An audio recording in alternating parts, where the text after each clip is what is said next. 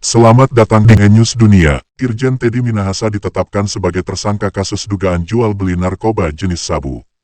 Sejumlah pasal menjerat Irjen Teddy Minahasa dengan ancaman maksimal hukuman mati. Tadi malam kami sudah melakukan pemeriksaan terhadap Bapak TM sebagai saksi. Tadi siang kita sudah gelar perkara dengan Dir 4 Bareskrim Polri, Irwasda, Kadif Propam, dan Ditkum, ucap Direktur Narkoba Polda Metro Jaya Kombes Mukti Juharsa dalam jumpa pers di Mapolres Jakarta Pusat, Jumat tanggal 14 Oktober tahun 2022 kemarin. Yang mana sudah menetapkan Bapak TM sebagai tersangka untuk persiang tadi hasil gelar perkara, sambungnya. Kombes Mukti Juharsa mengatakan peran Teddy Minahasa di kasus jual beli narkoba diungkap langsung AKBPD, yang awalnya terungkap menyimpan barang bukti narkoba oleh pria berinisial A dan L. Dari keterangan A dan L disebut masih ada barang lagi yang disimpan saudara D, kata Mukti.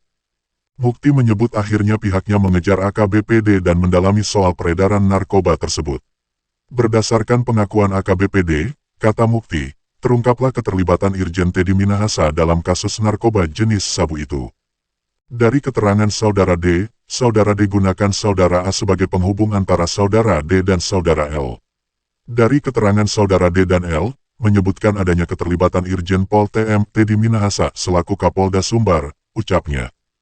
Mukti menjelaskan Irjen Teddy Minahasa berperan mengendalikan barang bukti sabu seberat 5 kg. Dengan rincian, 3,3 kg sabu sudah diamankan dan 1,7 kg sabu sudah dijual oleh AKBPD.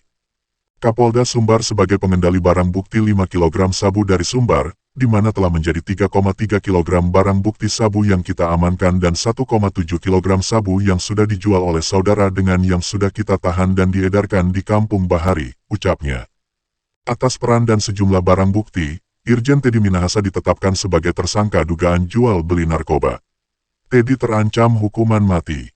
Untuk pasal yang kami terapkan adalah pasal 114 ayat 2 subsidiar pasal 112 ayat 2 junto pasal 132 ayat 1 junto pasal 55 UU nomor 35 tahun 2009 dengan ancaman hukuman maksimal hukuman mati dan minimal 20 tahun, kata Kombes Mukti Juharsa.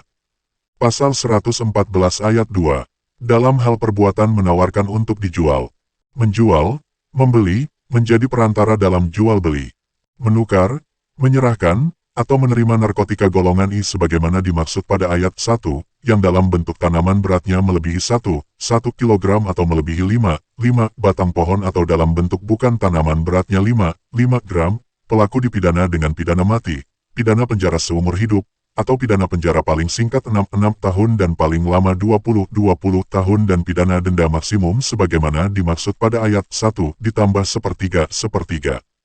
Bunyi pasal 112 ayat 2, dalam hal perbuatan memiliki, menyimpan, menguasai, atau menyediakan narkotika golongan I bukan tanaman sebagaimana dimaksud pada ayat 1, beratnya melebihi 5 gram, pelaku dipidana dengan pidana penjara seumur hidup atau pidana penjara paling singkat 5 tahun dan paling lama 20 tahun dan pidana denda maksimum sebagaimana dimaksud pada ayat 1 ditambah sepertiga.